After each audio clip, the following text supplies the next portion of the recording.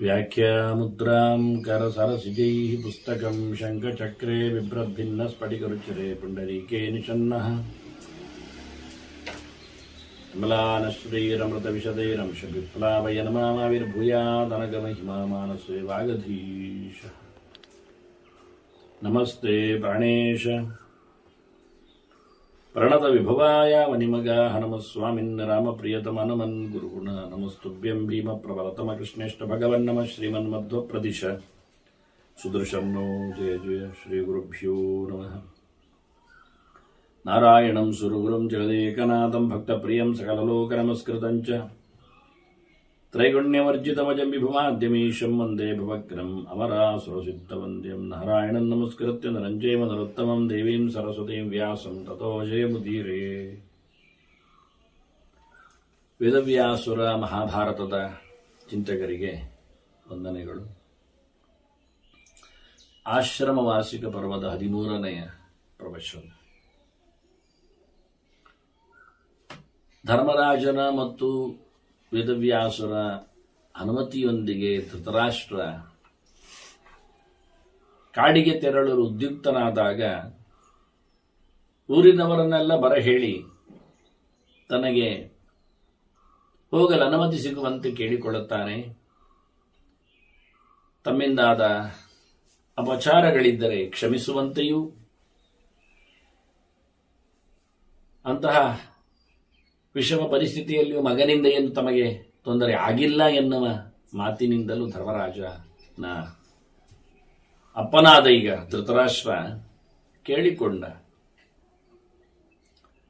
ತುಂಬ ಸಂಕಟಪಟ್ಟ ಊರಿನವರು, ದೇಶದವರು ಮತ್ತೂ ಮಾತಾಡಿಲ್ಲ ಅಂದಾಗ ಮತ್ತೊಮ್ಮೆ ಬಹಳಷ್ಟು ಸಂಕಟದಿಂದ ಧೃತರಾಷ್ಟ್ರ, ಅಂದರೆ ಅವರ ಎಕ್ಸ್ಪ್ರೆಷನ್ ಅವನಿಗೆ ಕಾಣುತ್ತಾ ಇಲ್ಲ ಕಣ್ಣಿನಲ್ಲಿ, ಹೇಳ್ಬೋದು ಕಂಡವರು, ಆದರೆ ಅವ್ರ ಮಾತಿನಿಂದ ಅವನು ತನ್ನ ಪ್ರತಿಕ್ರಿಯೆಯನ್ನು ನಿರೀಕ್ಷೆ ಮಾಡುತ್ತಾ ಇರುವುದರಿಂದ ಮತ್ತಷ್ಟು ಸಂಕಟಪಟ್ಟವ ಮತ್ತು ಹೇಳುತ್ತಾನೆ, ನಾನು ತುಂಬ ಬಳಲಿದ್ದೇನೆ, ನನಗೆ ಅನುಮತಿ ಬೇಕಿತ್ತು. ವೃದ್ಧಂಚ ಹತಪುತ್ರಂಚ ಧರ್ಮಪತ್ನಿಯ ಸಹ ಅನಯ ವಿಲಪಂತಂ ಬಹುವಿಧಂ ಕೃಪಣಂಚೈವ ಸತ್ತಮಾಹ. ಓ ಜನರೇ, ಒಳ್ಳೆಯವರೇ ಅಂತ ಕರೀತಾನೆ. ನಾನು ವೃದ್ಧ, ಮಕ್ಕಳನ್ನು ಕಳ್ಕೊಂಡಿದ್ದೇನೆ. ಜೊತೆಯಲ್ಲಿಗೆ ನಾನು ಗಾಂಧಾರಿಯ ನನ್ನ ಧರ್ಮಪತ್ನಿ ಜೊತೆಯಲ್ಲಿ ನಾನು ಹೊರಟಿದ್ದೇನೆ. ಕಷ್ಟ ಅನುಭವಿಸಿದ್ದೇನೆ, ಸಂಕಟ ಪಡುತ್ತಾ ಇದ್ದೇನೆ ಬಹಳ ರೀತಿಯಿಂದ. ನನಗೆ ನೀವು ವ್ಯಾಸರು ಹೇಳಿದಂತೆ, ಧರ್ಮರಾಜನು ಒಪ್ಪಿಗೆ ಕೊಟ್ಟಂತೆ ಈಗ ನಾನು ಹೊರಡಬೇಕಾಗಿದೆ. ನಾನು ನಿಮ್ಮಲ್ಲಿ ಮತ್ತೆ ಕೇಳುತ್ತೇನೆ, ಸೋಹಂ ಪುನಃ ಪುನಃ ಯಾಚೆ. ನಾನು ನಿಮಗನ್ನು ಮತ್ತೆ ತಲೆ ಬಗ್ಗಿಸಿ ಶಿರಸ ಅವನತಃ ಅನಘಾಹ. ಓ ಒಳ್ಳೆಯವರೇ, ಸಾಧುಗಳೇ, ನಾನು ಮತ್ತೆ ನಿಮ್ಮಲ್ಲಿ ಅನುಮತಿಗಾಗಿ ತಲೆಬಾಗಿ ಕೈ ಜೋಡಿಸಿ ಕೇಳುತ್ತಾ ಇದ್ದೇನೆ ಅಂತ ಮತ್ತೆ ಹೇಳುತ್ತಾನೆ. ಇವರೆಲ್ಲ ತುಂಬ ಸಂಕಟದಿಂದ ಉತ್ತರೀಯೈಹಿ ಕರೈಶ್ಚಾಪಿ ಸಂಚಾದ್ಯ ವದನಾನಿತೆ, ಮೋರೆಯನ್ನು ತಮ್ಮ ಮೇಲುಹೊದಿಕೆಯಿಂದ ಕೈಗಳಿಂದ ಮೋರೆಯನ್ನು ಮುಚ್ಚಿಕೊಂಡು ಮುಸುಮುಸು ಅಂತ ಹತ್ರು. ರುರುದು ಶೋಕ ಸಂತಪ್ತ, ಭಾರೀ ಬೇಗೆಯಿಂದ ಎಲ್ಲ ಜನರು ಹತ್ತುಕೊಂಡರು. ಮುಹೂರ್ತ, ಆ ಅಳು ಸ್ವಲ್ಪ ಉದ್ದನೇ ಇತ್ತು ಅಂತಾರೆ. ಸ್ವಲ್ಪ ಹೊತ್ತು ಕಾಲ ಪಿತೃಮಾತ್ರವತ್, ತಂದೆ ತಾಯಿಗಳಂತೆ ಹೊರಟಾಗ, ಮಕ್ಕಳು ವಿದೇಶಕ್ಕೆ ಹೋಗುವಾಗ, ದೂರ ದೂರಿಗೆ ಪಯಣ ಬೆಳೆಸಿದಾಗ, ಕಲಿಯಲು ಕೆಲಸಕ್ಕೋ ನಿಮಿತ್ತ, ಆಗ ತಂದೆ ತಾಯಿಗಳು ಹೇಗೆ ಅಳುತ್ತಾರೆ, ಸಂಕಟ ಪಡ್ತಾರೆ, ತೊಂದರೆಗೊಳಗಾಗ್ತಾರೆ. ತಮ್ಮ ಮಕ್ಕಳನ್ನು ಮದುವೆ ಮಾಡಿಕೊಟ್ಟು ಮತ್ತು ಇನ್ನಿತರ ಯಾವುದೋ ಪ್ರವೃತ್ತಿಯಲ್ಲಿ ತೊಡಗಿಸಿದಾಗಲೂ ಹಾಗೆ ಧೃತರಾಷ್ಟ್ರ ಗಾಂಧಾರಿಯರಿಗೆ ಹೊರಡ್ತಾ ಇದ್ದಾರೆ ತಂದೆ ತಾಯಿಗಳನ್ನು ಅವರ ಮೇಲೆ, ತಂದೆ ತಾಯಿಗಳ ಪ್ರೇಮದಿಂದ. ಇವರೆಲ್ಲ ಸಂಕಟಕ್ಕೆ ಒಳಗಾದರು ಅಂತ ಹೇಳ್ತಾರೆ. ಅದು ತಾವು ದೊಡ್ಡವರಾಗಿದ್ದುಕೊಂಡು ತಮ್ಮನ್ನು ನೋಡಿಕೊಳ್ಳತಕ್ಕ ಒಬ್ಬ ರಾಜನಾಗಿದ್ದವ ಇಂತಹ ಒಂದು ಪರಿಸ್ಥಿತಿಯಲ್ಲಿ ಹೊರಡುವಂತಾಯ್ತಲ್ಲ ಅಂತ ಅನ್ನುವ ಸಂಕಟವು ಅವರಲ್ಲಿದೆ. ಹಾಗಾಗಿ ತಮ್ಮದೇ ಒಂದು ವ್ಯಕ್ತಿಯಾಗಿ ತಾವು ತಂದೆ ತಾಯಿಗಳ ಅಂದರೆ ಅಲ್ಲಿ ಹೆಂಗಸರು ಗಂಡಸರು ಇರಲಿಕ್ಕಾಗಿ ತಂದೆ ತಾಯಿಗಳ ಸ್ಥಾನಗಳಲ್ಲಿ ನೆಲೆಗೊಂಡು ವಿಶೇಷವಾಗಿ ಸಂಕಟಪಟ್ಟರು ತಮ್ಮವನ ಅಗಲಿಕೆಗಾಗಿ ಅಂತ ಈ ಅರ್ಥವು ಅಲ್ಲಿ ಸೂಕ್ತವಾಗಿದೆ. ಮತ್ತು ತುಂಬ ಒತ್ತರಿಸಿ ಬರತಕ್ಕ ದುಃಖಗಳನ್ನೆಲ್ಲ ತಡೆದುಕೊಂಡು ಅಲ್ಲಲ್ಲ ಅವರವರೇ ಮಾತಾಡಿಕೊಂಡ್ರಂತೆ ಮೆಲ್ಲಕ್ಕೆ ಮೆಲ್ಲಕ್ಕೆ ಶನೈ ಶನೈ ತದಾ ಅನ್ಯೋನ್ಯಂ ಅಬ್ರುವನ್ನು ಸ್ವಮತಾನ್ಯುತ ತಮ್ಮ ತಮ್ಮ ಅಭಿಪ್ರಾಯಗಳನ್ನು ತಾವು ತಾವೇ ಮಧ್ಯದಲ್ಲಿ ಮೆಲ್ಲಕ್ಕೆ ಮೆಲ್ಲಕ್ಕೆ ಅವರವರೇ ಮಾತಾಡಿಕೊಂಡ್ರಂತೆ. ಕೊನೆಗೆ ಮಾತಾಡಿಕೊಂಡು ಒಂದು ತೀರ್ಮಾನಕ್ಕೆ ಬಂದರು. ನಮ್ಮ ಪರವಾಗಿ ಒಬ್ಬ ಈಗ ಮಾತಾಡಬೇಕು, ಎಲ್ಲ ಒಟ್ಟು ಮಾತಾಡಿ ಏನು ಪ್ರಯೋಜನ ಆಗುವುದಿಲ್ಲ, ಅವನಿಗೆ ಕಾಣುವುದೂ ಇಲ್ಲ. ಹೀಗಾಗಿ ನಮ್ಮೆಲ್ಲರ ಪರವಾಗಿ ಒಬ್ಬ ಮಾತಾಡಬೇಕು, ನಮ್ಮ ಅಭಿಪ್ರಾಯವನ್ನು ಹೇಳಬೇಕು ಅಂತ ಹೇಳಿ ಒಬ್ಬ ಬ್ರಾಹ್ಮಣನನ್ನು ಯೋಗ್ಯನನ್ನು ಆಯ್ಕೆ ಮಾಡಿಕೊಂಡ್ರೆ ಏಕಸ್ಮಿನ್ ಬ್ರಾಹ್ಮಣೇ ಕಾರ್ಯಂ ಆವೇಶ್ಯ ಊಚು ನರಾಧಿಪ. ರಾಜನಿಗೆ ನೀನು ಹೇಳಬೇಕು ಇಂತಹ ಸಂಗತಿ ನಮ್ಮದು ಅಂತ ಹೇಳಿ ಎಲ್ಲರ ಒಟ್ಟು ಅಭಿಪ್ರಾಯ ಏನು ಅಂತ ಅಭಿಪ್ರಾಯದ ಮೊತ್ತ ಅವನ ಕೈಯಲ್ಲಿ ಕೊಟ್ಟರು. ಅವ ಹೇಳುತ್ತಾನೆ, ಅವನು ಮುದುಕನೇ. ಅದಕ್ಕೆ ನಾನು ಹೇಳಿದೆ ಪಿತೃಮಾತ್ರವತ್ ಅಂದ್ರೆ ಇವರು ಅಪ್ಪಮ್ಮ ಸ್ಥಾನದಲ್ಲಿ ನಿಂತು ಧೃತರಾಷ್ಟ್ರನ ಗಾಂಧಾರಿ ಅಗಲಿಕೆಯನ್ನು ಸಹ ನೋಡಿಕೊಂಡ್ರಿ ಎನ್ನುವುದು ಸತ್ಯ. ಮುಂದೆ ನಾವು ಈ ನಮೂನೆಯ ವ್ಯವಸ್ಥೆನೆ, ಯಾಕೆಂದ್ರೆ ನಾವು ತಿಳ್ಕೊಂಡದ್ದು ಧೃತರಾಷ್ಟ್ರ ಮುದುಕ ಅಂತ, ಊರಿನವರೆಲ್ಲ ಯಂಗ್ಸ್ಟರ್ಸ್ ಇರಬೇಕು ಅಂತ. ಹಾಗೇನಿಲ್ಲ, ಧೃತರಾಷ್ಟ್ರನಿಗಿಂತ ಹಳೆಯವರು ಇದ್ದಾರಲ್ಲಿ. ಅದಕ್ಕೆ ನಾನು ಹೇಳಿದೆ, ನಿನ್ನೆನೆ ತಿಳಿಸಿಕೊಟ್ಟಿದ್ದೆ. ಹೀಗಾಗಿ ಧೃತರಾಷ್ಟ್ರ ಗಾಂಧಾರಿ ಅವರಿಗೆ ಊರಿನ ವ್ಯಕ್ತಿಯೊಬ್ಬ ಮಗುವಿನಂತೆ ತಮ್ಮ ವಿಶೇಷವಾದ ಪಾಲನೆ ಕಾಳಜಿ ವಹಿಸಿದ ಒಬ್ಬ ದೊಡ್ಡ ಅಧಿಕಾರಿ ಅಂತೆ. ಬೇಕಾದ್ರೆ ಈ ವರ್ಗಾವಣೆ ಆದಾಗ ಅಧಿಕಾರಿಗಳನ್ನು ಊರಿನವರು ಬೀಳ್ಕೊಡುವುದುಂಟು, ಆಗ ಹತ್ತುಕೊಳ್ಳುವುದುಂಟು. ಸಮರ್ಥನಾಗಿ ದಕ್ಷನಾಗಿದ್ದಾಗ ಬಹಳಷ್ಟು ಸಹಾಯವನ್ನು ಪಡೆದಿದ್ರೆ ಸಾಮಾನ್ಯವಾಗಿ ಪಾಠ ಮಾಡಿದ್ದ ಗುರುಗಳನ್ನು ಸಹ ಶಾಲೆಯಲ್ಲಿ ಮಕ್ಕಳು ಬೀಳ್ಕೊಡುವಾಗ ಹತ್ತುಕೊಳ್ಳುತ್ತಾರೆ ಹೃದಯ ತುಂಬಿ. ಕೆಲವೇ ಮಕ್ಕಳನ್ನು ಬಿಟ್ಟು ಕೊಡುವಾಗ ಅಧ್ಯಾಪಕರು ಅಧಿಕಾರಿಗಳು ಅಳುವುದುಂಟು, ಸಂಕಟ ಪಡುವುದುಂಟು. ಇದೇ ರೀತಿಯಲ್ಲಿ ಎರಡು ರೀತಿಯಿಂದ ಗಾಂಧಾರಿ ಧೃತರಾಷ್ಟ್ರನು ನಮ್ಮ ತಂದೆ ತಾಯಿಗಳು ಅಂತ ನೋಡಿಕೊಳ್ಳುವ ಪ್ರಜೆಗಳು ಇದ್ದಾರೆ. ಸಣ್ಣವರು ಅವರನ್ನು ಬಿಡಬೇಕಲ್ಲ ಅಂದಾಗ ಸಂಕಟ ಆಗುತ್ತೆ. ಅದರಂತೆ ಅದಕ್ಕೂ ಮಿಗಿಲಾಗಿ ನೋಡಿಕೊಂಡವರು ತಂದೆ ತಾಯಿಗಳು ತಮ್ಮ ಸ್ಥಾನದಲ್ಲಿ ತಾವು ಆಗಿಕೊಂಡು ಮಕ್ಕಳನ್ನು ಬಿಟ್ಟುಕೊಟ್ಟಾಗಿ ಹೊರಗೆ ಹೋಗ್ಲಿಕ್ಕೆ ಹೇಳಿದಾಗೆ ಈ ರೀತಿಯಾಗಿ ಇವರೆಲ್ಲ ಒಟ್ಟು ಸೇರಿ ಅಭಿಪ್ರಾಯವನ್ನು ಒಬ್ಬನಿಗೆ ಹಾಕಿ ಆತ ವಿಪ್ರಹ ಪ್ರಗಲ್ಭ ಮೇಧಾವಿ, ಅವನು ಒಳ್ಳೆ ನಿಷ್ಣಾತ, ಒಳ್ಳೆ ಮಾತು ಹೇಳಲು ಸಮರ್ಥ, ಒಳ್ಳೆ ಬುದ್ಧಿಶಕ್ತಿ ಉಳ್ಳವ. ನೋಡಿ, ವೃದ್ಧನಾದರೂ ಅವನ ಬಗ್ಗೆ ವೈಶಂಪಾಯನರು ಜನಮೇಜನ ಹೇಳ್ತಾರೆ ಹೇಗಿದ್ದಾನೆ ಅಂತ. ಸಾಮಾನ್ಯ ಆಯ್ಕೆ ಮಾಡುವಾಗ ವ್ಯಕ್ತಿಯನ್ನು ಹಾಗೆ ಚಾಯ್ಸ್ ಮಾಡಿರ್ತಾರಲ್ಲ. ಹಾಗಾಗಿ ತತ್ರ ಸ್ವೇ ಚರಣೇ ವೃದ್ಧ ಸಮ್ಮತಃ ಅರ್ಥ ವಿಶಾರದ. ರಾಜನೀತಿಯ ಬಗ್ಗೆ ಹೆಚ್ಚು ಗೊತ್ತಿದೆ ಅವನಿಗೆ. ಈಗನ ಪ್ರಸಂಗ ಹೇಗೆ ನಿಭಾಯಿಸಿಕೊಳ್ಳಬೇಕೆನ್ನುವುದು ಅರ್ಥ ಆಗಿದೆ. ಅದರೊಟ್ಟಿಗೆ ಮುದುಕನಾಗಿದ್ದರೂ ಒಳ್ಳೆ ಸಮರ್ಥನು, ಎಲ್ಲರಿಗೂ ಇಷ್ಟವಾದವನು, ತನ್ನ ಕೈಂಕರ್ಯದಲ್ಲಿ ಆಚರಣೆಯಲ್ಲಿ ಧರ್ಮ ಚಿಂತನೆಯಲ್ಲಿ ತೊಡಗಿದವನು. ಇದು ಮುಖ್ಯ. ತತ್ರ ಸ್ವೇಚರಣೆ ಅಂತ ಅವನಿಗೆ ಹೇಳಲ್ಪಟ್ಟಂತಹ ಏನೊಂದು ಆಚಾರಗಳಿವೆ, ಶಾಸ್ತ್ರೀಯವಾದ ನಡೆಗಳಿವೆ, ಅದನ್ನು ನಡೆಸುತ್ತಾ ಬಂದವನು. ಅಂದ್ರೆ ಆಚಾರದಲ್ಲಿಯೂ ವಿಚಾರದಲ್ಲಿಯೂ ಶುದ್ಧನಾದವ, ಪ್ರಗಲ್ಭನಾದವ, ಗಟ್ಟಿಗ ಅನ್ನುವ ನೆಲೆಯಲ್ಲಿ ಅವನನ್ನು ಆಯ್ಕೆ ಮಾಡಿಕೊಂಡು ಅವನಲ್ಲಿ ಹೇಳಿದರು. ಅವನು ಕೇವಲ ಇದು ಮಾತ್ರ ಅಲ್ಲ, ಎಲ್ಲವನ್ನು ತಿಳ್ಕೊಂಡಿದ್ದಾನೆ ಅನ್ನೋ ನೆಲೆಯಲ್ಲಿ ಅವನ ಹತ್ರ ಹೇಳಿದರು, ಹೇಳು ನೀನು ಅಂತ. ಸಂಭಾವ್ಯ ಬಹುರುಚಃ ರಾಜನ್ ವಕ್ತುಂ ಸಮಪಚಕ್ರಮೇ. ಅವನು ಹೇಳಲಿಕ್ಕೆ ತೊಡಗಿದ ಅಂತ ಹೇಳಿ ವೈಶಂಪಾಯನ ಜನಮೇಜನ ಹೇಳುವಾಗ ಅವನು ಬಹುರುಚಃ ಅಂತ ಹೇಳ್ತಾರೆ. ಅವನು ಋಗ್ವೇದಿ ಅಂತ.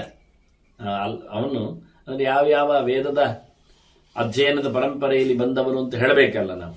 ಆದ್ರೆ ಅವನನ್ನು ಋಗ್ವೇದಿಯ ಒಬ್ಬ ಬ್ರಾಹ್ಮಣನನ್ನು ಗುರುತಿಸುವ ವಿಧಾನ, ಗೋತ್ರದಿಂದ ಶಾಖೆಯಿಂದ ಪ್ರಬರದಿಂದ ಎಲ್ಲ ಹೇಳಲಿಕ್ಕೆ ಎಂತಹ ಋಷಿಯ ವಂಶದಿಂದ ಅಥವಾ ಅದರ ಕಲಿಕೆಯಲ್ಲಿ ಬಂದಿದ್ದಾನೆ ಅಂತ ಹೇಳುವಲ್ಲಿ.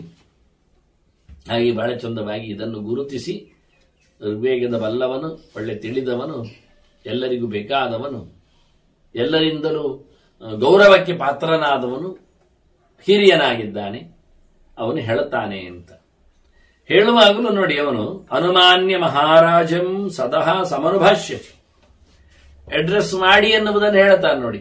ರಾಜನನ್ನು ಕೇಳಿಕೊಂಡು ಹೇಳುತ್ತೇನೆ, ಎಲ್ಲರ ಅಭಿಪ್ರಾಯ ಇದೆ ಅಂತ ಆಯ್ತಾ ಅಂತ ಕೇಳಿ ಮಹಾರಾಜನನ್ನು ಧೃತರಾಷ್ಟ್ರನನ್ನು ಕರೆದು ಹಾಗೆ ಸಭಾಸದರನ್ನು ಎಲ್ಲ ಬಂದು ಸೇರಿದವರನ್ನು ಸಹ ಎಲ್ಲರನ್ನು ಸಹ ಅಭಿನಂದಿಸಿ ಸಮನುಭಾಷ್ಯಚ ನಿಮ್ಮೆಲ್ಲರ ಪರವಾಗಿ ನಾನೀಗ ಮಾತಾಡುತ್ತೇನೆ ಅಂತ ಹೇಳಿ ಅಲ್ಲಿಯವರನ್ನೆಲ್ಲರನ್ನೂ ಸಹ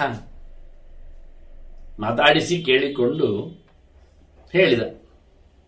ಹೇಳುತ್ತಾನಾಗಿ ರಾಜನ್ ವಾಕ್ಯಂ ಜನಸ್ಯಾಸ್ಯ ಮೈ ಸರ್ವಂ ಸಮರ್ಪಿತಂ. ಧೃತರಾಷ್ಟ್ರನೇ, ಈ ಎಲ್ಲ ಜನಸಮುದಾಯ ಅವರೆಲ್ಲರ ಅಭಿಪ್ರಾಯವನ್ನು ನನಗೆ ಹೇಳಿದ್ದಾರೆ, ನನ್ನಲ್ಲಿ ಕೊಟ್ಟು ಬಿಟ್ಟಿದ್ದಾರೆ, ಎಲ್ಲವನ್ನು ನನಗೆ ತಿಳಿಸಿದ್ದಾರೆ. ಹಾಗಾಗಿ ವಕ್ಷ್ಯಾಮಿ ತದಹಂ ವೀರ, ನಿನಗೆ ನಾನೀಗ ಅದನ್ನು ಹೇಳಬೇಕು. ಇದು ನನ್ನ ಒಬ್ಬನದ್ದಲ್ಲ, ಇಡೀ ಜನಸಮುದಾಯದ ಮಾತುಗಳು. ನಿನ್ನ ಅನುಜ್ಜಿಗಾಗಿ ನೀನು ಕೇಳಿಕೊಂಡದ್ದಕ್ಕಾಗಿ ನಾವೆಲ್ಲ ಒಟ್ಟು ಸೇರಿ ನನ್ನ ಮೇಲೆ ಭಾರ ಹಾಕಿ ನಾನು ಅದನ್ನು ಹೇಳುತ್ತಾ ಇದ್ದೇನೆ ಅಂತ. ನೀನೊಂದು ಮಾತು ಹೇಳಿದೆ ಮೊದಲಿಗೆ, ನಮ್ಮ ರಾಜ ಪರಂಪರೆಯು ನಿಮ್ಮ ಮೇಲೆ ಬಹಳಷ್ಟು ವಿಶ್ವಾಸವನ್ನಿಟ್ಟಿದೆ, ನಾವು ಅಷ್ಟು ಮೈತ್ರಿಯಿಂದ ಬದುಕಿದ್ದೇವೆ, ಬೇರೆ ರಾಜ್ಯದಲ್ಲಿ ಈ ರೀತಿಯ ಪ್ರಜೆಗಳ ಜೊತೆಯಲ್ಲಿನ ರಾಜರ ಅತ್ಯಂತ ಪ್ರೀತಿಯ ಗಾಢವಾದ ಒಂದು ಸಂಬಂಧ ಕಂಡುಬರುವುದಿಲ್ಲ ಅಂತ. ಸತ್ಯ ಅನ್ನವ ನಾತ್ರ ಮಿಥ್ಯಾವಚಃ ಕಿಂಚಿತ್ ಸುಹೃತ್ವನ್ನ ಪರಸ್ಪರ.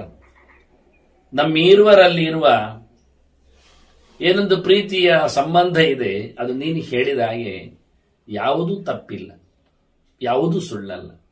ನಾವು ಗಾಢವಾದ ಇಷ್ಟವನ್ನು ತಮ್ಮ ಮುಂದೆ ಅಧಿಕಾರಿ ವರ್ಗಗಳಲ್ಲಿ ರಾಜವರ್ಗದಲ್ಲಿ ಇಟ್ಟಿದ್ದೇವೆ, ರಾಜವರ್ಗವು ಪ್ರಜೆಗಳ ಮೇಲೆ ಅಷ್ಟೇ ಪ್ರೀತಿ ವಿಶ್ವಾಸವನ್ನು ಸುಮಾರಾಗಿ ಇಟ್ಟಿದೆ ಅಂತ ಹೇಳಿ, ಅದು ನಿಮ್ಮ ಆಡಳಿತದಲ್ಲಿ ಮಾತ್ರ ಅಲ್ಲ, ಹಿಂದಿನಿಂದಲೂ ನಜಾತ್ವಸ್ಯ ವಂಶಸ್ಯ ರಾಜ್ಞಾಂ ಕಿಂಚಿತ್ ಕದಾಚನ, ಎಂದಿನಿಂದಲೂ ನಿಮ್ಮ ವಂಶದ ರಾಜರಿಂದ ಅವನೆಲ್ಲ ಗುರುತಿಸಿ ಹೇಳಿದ್ದದನ್ನು. ಹಿಂದಿನ ರಾಜ್ಯ ಆಡಳಿತದ ಬಗ್ಗೆ ಬಂದ ಬಳವಳಿಯನ್ನು ಎಲ್ಲಿಯೂ ಅಪಚಾರ ಆಗಿಲ್ಲ ಅಂತ ಧೃತರಾಷ್ಟ್ರ ಮೊದಲಿಗೆ ಆರಂಭ ಮಾಡಿದ್ದ. ಆ ಆರಂಭದಿಂದಲೇ ಇವನು ಶುರು ಮಾಡುತ್ತಾನೆ. ಹೌದು, ಸತ್ಯ. ನಾವೆಲ್ಲ ಆಡಳಿತದಲ್ಲಿ ಅಂದ್ರೆ ಏನಾಯ್ತು, ಅನೇಕರ ಆಡಳಿತದಲ್ಲಿ ಒಳಪಟ್ಟವರು ಇದ್ರು ಅಂತ ಆಗತ್ತೆ. ಇದು ಸುಮಾರು ಆಗಿರುವುದುಂಟು, ಇಲ್ಲ ಅಲ್ಲ, ಎಲ್ಲ ಕಡೆ ಇರುತ್ತೆ. ಈಗ ಒಂದು ಶಾಲೆಯಲ್ಲಿ ಕೆಲವು ವೃತ್ತಿಪರರು ಇರ್ತಾರಾದರೆ ಅಲ್ಲಿ ದೊಡ್ಡ ಪೋಸ್ಟಿನಲ್ಲಿ ಅಂದ್ರೆ ಪ್ರಿನ್ಸಿಪಾಲ್ ಆಗಿಯೋ ಅಥವಾ ದೊಡ್ಡ ಅಧಿಕಾರಿಯಾಗಿಯೋ ಅಧ್ಯಾಪಕನಾಗಿ ಬರುವವನು, ಅವನು ಕೆಲವು ವರ್ಷಗಳಲ್ಲಿದ್ದು ವರ್ಗಾವಣೆಯನ್ನು ಪಡಿತಾ ಇರ್ತಾನೆ. ಹಾಗಾಗಿ ಏನಾಗುತ್ತೆ, ಅಥವಾ ಅವನು ರಿಟೈರ್ಡ್ ಆಗಿ ಹೋಗ್ತಾನೆ ಸೀನಿಯರ್ ಆದ್ರಿಂದ. ಆಗ ಜೂನಿಯರ್ಗಳಿಗೆ ಏನಾಗುತ್ತೆ, 2-3 ತಲೆಮಾರನ್ನು ನೋಡ್ಲಿಕ್ಕೆ ಸಿಗುತ್ತೆ. ಸೀನಿಯರ್ಸ್ಗಳ 2-3 ಜನರ ಅಧಿಕಾರಾವಧಿಯನ್ನು ನೋಡ್ಲಿಕ್ಕೆ ಸಿಗುತ್ತೆ ಅವರಿಗೆ. ಎಲ್ಲ ಕಡೆಯಲ್ಲಿ ಮಂತ್ರಿಗಳ ಲೆಕ್ಕಾಚಾರ, ನಾವೆಲ್ಲ ಪ್ರಜೆಗಳು ದೇಶದ್ದು, ಹಾಗಾಗಿ ನಮಗೆ ಪ್ರಧಾನಿಗಳು ಮುಖ್ಯಮಂತ್ರಿಗಳು ಸುಮಾರಾಗಿರುತ್ತಾರೆ. ಹಾಗೆ ಅವರನ್ನೆಲ್ಲರೂ ನೋಡಿರ್ತೇವೆ. ರಾಜ ಆಡಳಿತದಲ್ಲಿ 2-3 ತಲೆಮಾರಾಗಿರುತ್ತದೆ. ಕೆಲವೊಮ್ಮೆ ನೋಡಿ, ಎಳವೆಯಲ್ಲಿದ್ದಾಗ ದೊಡ್ಡ ರಾಜ ಇರ್ತಾನೆ, ನಡುವಯಸ್ಸಿಗೆ ಬಂದಾಗ ಅವನ ಮಗ ಆಗಿರ್ತಾನೆ, ಅವನು ಮುದುಕನಾಗಿ ಬಂದಾಗ ಅವನ ಮಗನು ಆಡಳಿತಕ್ಕೆ ಬಂದಿರಬಹುದು. ಇವನ 3 ಹಂತದಲ್ಲಿ 3 ತಲೆಯನ್ನು ಅವನು ನೋಡುತ್ತಾನೆ. ಕೆಲವೊಂದು ಪೀಠಗಳಲ್ಲಿ ಇಂತಹ ಅಧಿಕಾರಿಗಳು, ಆ ಪೀಠಾಧಿಪತಿಗಳು, ಸನ್ಯಾಸಿಗಳು ಹೀಗೆ 2-3-4 ತಲೆಯವರನ್ನು ನೋಡ್ಲಿಕ್ಕೆ ಕೆಲವರಿಗೆ ಆಸ್ಪದ ಆಗ್ತದೆ. ಆದ್ರಿಂದ ಅದರಲ್ಲಿ ಏರುಪೇರುಗಳನ್ನು ಗುರುತಿಸಬಹುದು. ಆದರೆ ಧೃತರಾಷ್ಟ್ರ ಹೇಳಿದ ಹಾಗೆ ಅನೇಕರ ಆಡಳಿತೆಯಲ್ಲಿ ನಾವು ಒಳಪಟ್ಟವರು ಎಲ್ಲಿಯೂ ನಮಗೆ ಯಾರ ಒಬ್ಬರ ರಾಜನ ನೆಲೆಯಲ್ಲಿಯೂ ನಮಗೆ ಪ್ರೀತಿಯ ಕೊರತೆ ಆಗಲಿಲ್ಲ ಅಂತ ಹೇಳುತ್ತೆ. ಎಂದೂ ಆಗಿಲ್ಲ, ಯಾರಲ್ಲಿಯೂ ಆಗಲಿಲ್ಲ. ಈ ವಂಶದ ರಾಜರ ಕಥೆಯೇ ಹಾಗೆ ಅಂತ ಹೇಳ್ತಾನೆ. ನೋಡಿ, ಬಹಳ ದೊಡ್ಡ ಇತಿಹಾಸವನ್ನು ತಿಳ್ಕೊಂಡಿದ್ದಾನ ಅವನು. ನಮ್ಮನ್ನು ಎಷ್ಟು ಚೆನ್ನಾಗಿ ನೋಡಿಕೊಂಡಿದ್ದಾರೆ ಅಂದ್ರೆ ಪಿತೃವತ್ ಮಾತೃವಚ್ಚೈವ ಭವಂತಪ್ಪಾಲೆಯಂತಿನ.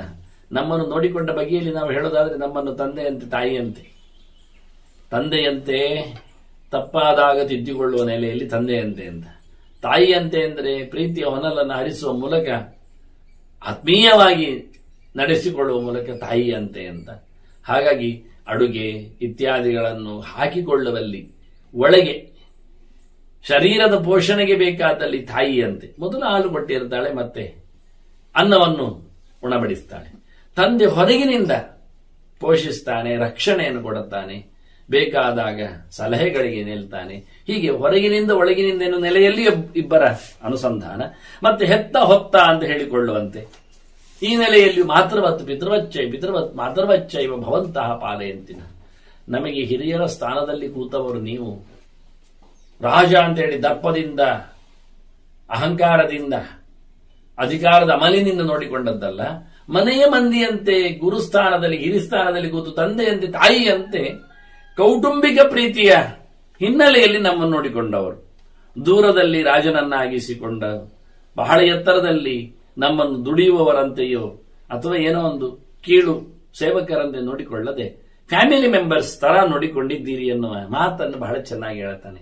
ಇವನು ಕೆಲವೊಬ್ಬ ಇವರಿಗೆ ಮಾತ್ರ ಅಲ್ಲ, ಎಲ್ಲರಿಗೂ ನಿಮ್ಮೆಲ್ಲ ರಾಜ ಮನೆತನ ನಮ್ಮನ್ನು ಬಹಳ ಚಂದವಾಗಿ ಹಿಂದಿನಿಂದ ನೋಡಿಕೊಂಡು ಬಂದಿದೆ.